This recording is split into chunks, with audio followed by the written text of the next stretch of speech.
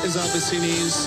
It's Saturday morning, 1st of May. I'm Jim Diamond. For thousands of theatres up and down the land, it's been curtains down for many, many months because of the pandemic. Big problem when it comes to, obviously, when it comes to capacity, social distancing, and all of that. Now, some big West End shows have confirmed their reopening dates for late summer. One theatre company is planning on taking over pub gardens across London and the South East, partly because, of course, you can perform outdoors. It's a lot safer, according to the scientific and medical advisors. Joining me now live is the artistic director at Open Bar, Nicky Diss. Good morning to you. Good morning. First of all, how difficult has it been for you and your colleagues over the last year?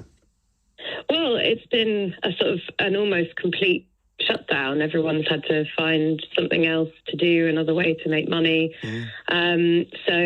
We did actually manage to mount a pub tour last summer. So we did it a bit later than usual, and we did manage to sort of get it out there.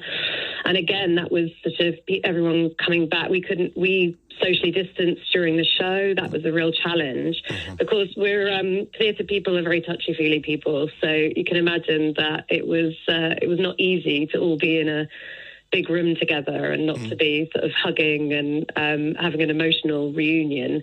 And it caused, all sorts of issues that we weren't, or challenges that we weren't expecting, I suppose. But for the theatre industry, it's obviously been it's been a really challenging time. And certainly for touring theatre, I think the challenges are still very real. Yeah, I mean, tell me about then how the idea came about to take the garden pubs, natural hubs of our communities, and making a place and a location to perform Shakespearean works.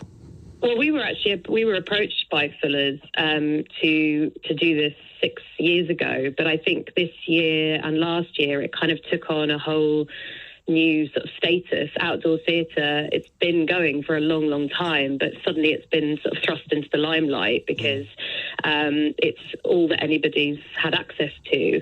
And it's lots of people obviously will say that it's their favourite type of, like, people go every year. We get people coming back every year. But we definitely gained a lot of new audience members last year, and we imagine this year as well, because it's as you said, the safest place to enjoy theatre.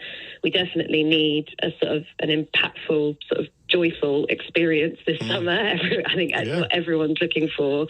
And it's been reflected in the enthusiasm for this year's shows. And we're extremely fortunate that Fuller's see that value and want to provide something in their pub gardens that's a bit different, exciting.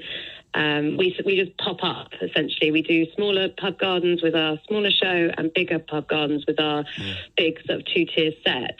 And the idea being that wherever we turn up, people are shocked that we've managed to pull this off in the space that we've pulled it off in. This is definitely key, I'm sure, that part of this partnership is you don't have to rely on ticket sales in order to put the shows on, because normally it wouldn't be that way around, would it?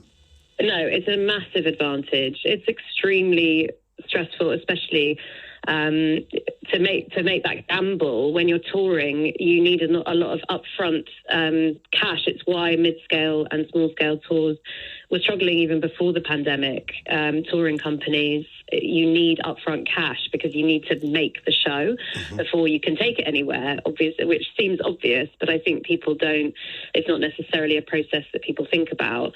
And we're extremely fortunate in that we're able to, our set's already being built, we've already contracted actors. We know how much we're going to be able to pay them well, which again is a very it's in really short supply at the moment. Really well paid gigs for freelancers, and our composer is working away, and all those things that have to happen before we even start rehearsals. Then rehearsals, of course, rehearsal spaces and all that kind of thing. So I think it's something that we're, as I say, extremely fortunate that Fuller's see the value in that and are sort of investing in our company as an executive producer, essentially. And they recoup the money from ticket sales, but we have that sort of upfront money, which of course nobody in theatre has who works. Absolutely.